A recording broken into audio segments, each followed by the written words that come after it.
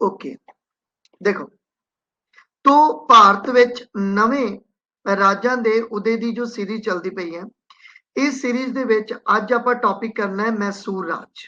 काफी important topic है और मैसूर राज दे उदय दी आपां गल करांगे। मैं तुहानूं दस्सिया कि मैसूर दा राज है जो इस दियां जड़ां तुहानूं विजयनगर साम्राज्य दे विच मिलणगीਆਂ और जदों ही विजयनगर साम्राज्य दा अंत हुंदा है उदों मैसूर राज दा उदय हुंदा है। हुण कहानी की सीगी उसकी आपां गल करनी है। तो देखो, मैसूर जो है वो कर्नाटक दा ही पुराना नाम सीगा, पहला पॉइंट। दूजा, मध्यकाल विच कर्नाटक च एक साम्राज्य चलिया करदा सी जिस नूं विजयनगर साम्राज्य दे नाम नाल जाणिया जांदा सी। तो कर्नाटक दे विच उस समय एक डायनेस्टी डेवलप हुई जिसका नाम पिया विजयनगर साम्राज्य। ठीक है, विजयनगर नूं पूरी डिटेल आपां साउथ विच पढ़ांगे। ठीक है, साउथ दियां डायनेस्टीज दे विच पढ़ांगे। तो 1565 ईस्वी दे विच इस विजयनगर साम्राज्य का एक युद्ध लड़िया गया सी। इस युद्ध नूं बोलदे ने तालीकोटा दा युद्ध। इंपॉर्टेंट है, बहुत इंपॉर्टेंट युद्ध है। तो तालीकोटा दा युद्ध 1565 दे विच ये युद्ध लड़िया गया और इस युद्ध का कारण ही विजयनगर साम्राज्य का अंत होया। तो इसे युद्ध के कारण विजयनगर साम्राज्य जिहड़ा हैगा ओहदा जिहड़ा है वो अंत हुंदा है। और विजयनगर साम्राज्य का मोस्ट इंपॉर्टेंट जो रूलर रहा है तुहानूं सबनूं पता है, कृष्ण देव राय। कृष्ण देव राय जो कि बाबर का समकाली सी, जो कि बाबर का समकाली सी। और बाबर ने अपनी किताब, ठीक है, जो इसका बाबरनामा है उसके विच बकायदा लिखिया है कि कृष्ण देव राय मतलब जो उस समय का बाबर दे कॉन्टेम्परेरी अगर कोई बहुत इंपॉर्टेंट राजा सीगा तो वो कृष्ण देव राय सीगा। ठीक है, और बाबर अटैक करन भी जाता है कृष्ण देव राय ते, तो लेकिन शायद वापस मुड़ जाता है। ठीक है, तो समकाली तुसी याद रख सकते। तो इत्थे नाटक भी चलता सी तेनाली रामा, अगर तुहानूं याद होवे कुछ। तो विजयनगर साम्राज्य के अवशेषां ते ही एक होर वंश की स्थापना हुई 1612 ईस्वी दे विच।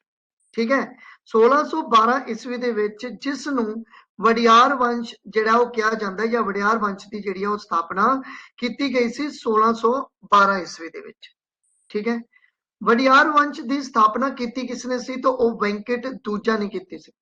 1612 ईस्वी दे विच वेंकट दूजा द्वारा इस वडियार वंश की स्थापना जिहड़ी सीगी वो की गई और 1704 ईस्वी दे विच ही इस वडियार वंश ते राज कर रहा सीगा चिक्का देवराज। ठीक है, 1704 विच जिस राजे का जिक्र आपां करते पे हैं, ठीक है, वडियार वंश के राजे का वो है चिक्का देवराज। इसने ही चिक्का देवराज ने ही मुगल बादशाह औरंगजेब की अधीनता स्वीकार की। मतलब इत्थे ही, ठीक है, मुगलों का जो सी वो कर्नाटक ते कह लो, मैसूर ते कह लो, या वडियार वंश ते अधिकार हुंदा है 1704 दे विच। तो 1704 विच वडियार वंश के किस राजे ने मुगलों की अधीनता स्वीकार की? तो वह है जी अपने कोले चिक्का देवराज। ठीक है जी, 1719 ईस्वी दे विच मराठियां ने चौथ वसूलना शुरू किया इस एरिए चों। पर 18वीं सदी के मध्य च चिक्का कृष्ण राज जिहड़ा सीगा एक नवा राजा जिहड़ा है वो इस डायनेस्टी का राजा बनता है। 18वीं सदी के मध्य च चिक्का कृष्ण राज जिहड़ा है वो अगला राजा जिहड़ा है वो बनता है। पर चिक्का कृष्ण राज एक नामात्र दा ही राजा सी। ठीक है, ये एक नॉमिनल राजा सी क्योंकि जो रियल पावर हुंदी सी वो इसदे ही दो मंत्रियों कोले हुंदे सी। चिक्का कृष्ण राज दे मिनिस्टर होया करदे सन और ज्यादातर जो रियल पावर सी वो इन्हां मिनिस्टर्स दे कोले ही सी। और चिक्का कृष्ण राज एक नॉमिनल राजा दे रूप विच काम करदा सी और जिहड़ी वास्तविक शक्ति दो मंत्रियों कोले सी। इन्हां दे मंत्रियों दे नाम तुसीं याद रखने ने, नंजराज अते देवराज। नंजराज अते देवराज। क्लियर? इत्थों तक अगे चलते हैं। नंजराज दा एक सैनिक होया करदा सी। देखो अगे दी अगे, नंजराज दा एक सैनिक होया करदा सी फतेह मुहम्मद। चल पी ना कहानी मैसूर दे राजियां दी। तो फतेह मुहम्मद, इस फतेह मुहम्मद दा ही बेटा हुंदा सी हैदर अली। इस फतेह मुहम्मद दा ही बेटा हुंदा सी हैदर अली और इस हैदर अली ने ही मैसूर राज ते स्वतंत्र जिहड़ा सीगा वो अपना राज किया। या कह लो कि इस मैसूर राज दे विच अपने आप नूं स्वतंत्र करदा हैगा कौन? हैदर अली। आई थिंक ये स्लाइड तुहानू समझ जिहड़ी है वो आ गई होएगी। हुण मैसूर राज दे उदय की गल अगे वधाइए तो आपां हुण जो इंडिपेंडेंट रूलर रहा मैसूर राज का वो पहला इंडिपेंडेंट राजा हैदर अली, क्योंकि इस तो पहला ये अंडर सीगा मुगलों के और उस तो पहला विजयनगर साम्राज्य सीगा। ठीक है, तो मुगलों तो बाद की कहानी आपां पढ़ते पे हैं तो हैदर अली पढ़ना। देखो हैदर अली का जो जन्म होया 1722 ईस्वी दे विच इहदा जन्म होया, कोलार च इसका जन्म होया सी। इसके पिता फतेह मुहम्मद सीगे, जो कि मैं तुहानू दस्सिया कि यह फतेह मुहम्मद जो सी वो नंज राज दे एक सैनिक हुंदे सी और नंज राज जिहड़ा सी वो वडियार वंश दे विच एक मिनिस्टर सीगा। क्लियर। 1760 ईस्वी दे विच हैदर अली ने अपने आप नू मैसूर का स्वतंत्र शासक घोषित किया। तो स्वतंत्र शासक घोषित करने वाला मैसूर राज का पहला राजा वो कौन सी? वो सी हैदर अली। इसका मतलब हैदर अली ने अपने आप को इंडिपेंडेंट घोषित किया 1760 दे विच। ठीक है, और हैदर अली ने ही अपनी राजधानी श्री रंगापट्टनम नू भी बनाया सीगा। तुहानू याद होएगी कि टीपू सुल्तान दे समय, टीपू सुल्तान दे समय ਜਿਹੜੀ सी एक ट्रीटी हुई सीगी। ठीक है, कॉर्नवालिस दे नाल, ए लॉर्ड, ठीक है, कॉर्नवालिस दे नाल एक ट्रीटी हुई सीगी। इस ट्रीटी नू ही बोलते ने श्री रंगापट्टनम दी ट्रीटी, श्री रंगापट्टनम दी ट्रीटी। ठीक है, तो तुसी ये भी याद रख सकते हो कि मैसूर राज के समय या टीपू सुल्तान के समय गवर्नर जनरल कौन सीगा? तो वो मतलब अंग्रेज उस समय अवेलेबल है। तो लॉर्ड कॉर्नवालिस जिहड़ा सीगा उस समय गवर्नर जनरल सी बंगाल का। ये पॉइंट याद रखना। तो हैदर अली ने अपनी राजधानी श्री रंगापट्टनम नू बनाया। 1782 ईस्वी दे विच इसकी मौत हो गई अते इस तो बाद मैसूर का राजा बनया टीपू सुल्तान। ठीक है, मैसूर का राजा बनया टीपू सुल्तान। अगर मैं टीपू सुल्तान की गल करा तो 1782 ईस्वी तो लैके 1799 ईस्वी का इसका टाइम है। और हैदर अली अते टीपू सुल्तान के समय मैसूर राज का युद्ध हमेशा ही अंग्रेजों नाल रहा। मतलब मैसूर का जिहड़ा सीगा वो एक कॉन्फ्लिक्ट रहा किहदे नाल?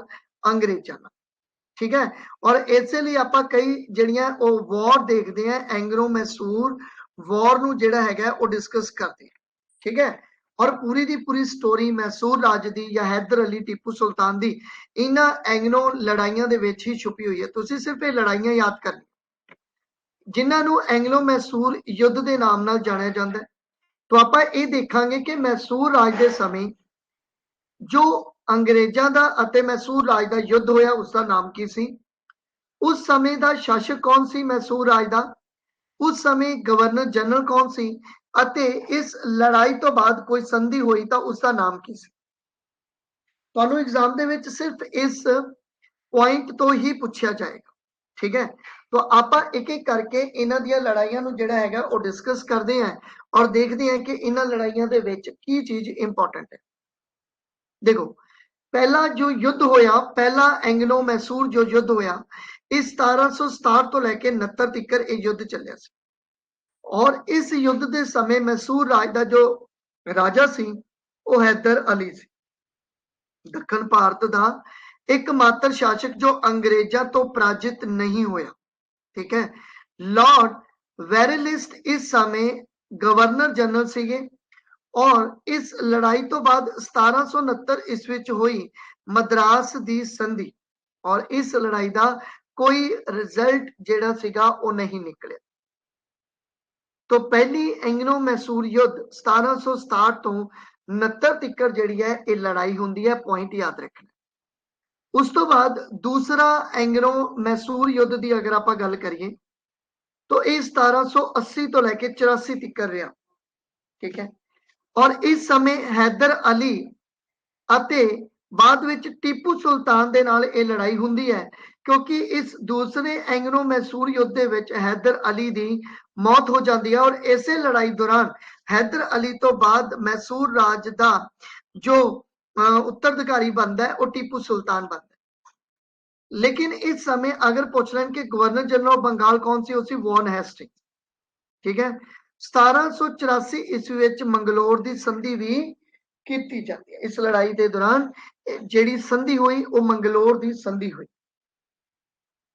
उस तो बाद अपने को है जी तीसरा एंग्लो मैसूर युद्ध 1790 तो लैके 92 तक यह युद्ध रहा और ये टीपू सुल्तान इस युद्ध दे विच जिहड़ा वो लड़ता है और ये युद्ध लॉर्ड कॉर्नवालिस के समय होया। और यही मैं तुहानू इत्थे गल दसी कि 1792 ईस्वी दे विच श्री रंगापट्टनम की एक ट्रीटी की गई सी और ये ट्रीटी टीपू सुल्तान अते लॉर्ड कॉर्नवालिस के नाल हुई सी। ये बहुत इंपॉर्टेंट है और बहुत बारी एग्जाम दे विच ये ट्रीटी पूछी गई। चौथा एंग्लो मैसूर युद्ध की गल करिए तो चौथा एंग्लो मैसूर युद्ध 1799 ईस्वी दे विच होया। टीपू सुल्तान इस लड़ाई दे विच लड़दा है अंग्रेजां नाल और टीपू सुल्तान की मौत हो जाती और ये लड़ाई लॉर्ड वेल्जली दे समय आई। और तुहानू पता है लॉर्ड वेल्जली दे समय एक ट्रीटी हुंदी है जिसनों बोलते हैं सहायक संधि यानी कि सबसाइडरी अलायंस सिस्टम। ठीक है तो ये संधि हुई याद रखनी है 1799 मैसूर की सहायक संधि के नाम नाल ये संधि जिहड़ी सीगी ओह हुई सीगी और इस संधि तो बाद ही जिहड़ा सीगा मैसूर राज जिहड़ा सीगा ओदा अंत हो जाता है। ठीक है तो ये सीगा अपने कोले मैसूर राज। ये मैसूर राज तुहाडा पूरा पूरा कंप्लीट हो गया क्योंकि मैसूर राज दे विच आपां बहुत ज्यादा जिहड़ी है वो डिटेल कवर नहीं करनी मतलब जिन्नी डिटेल आपां इत्थे देखी है वो सफिशिएंट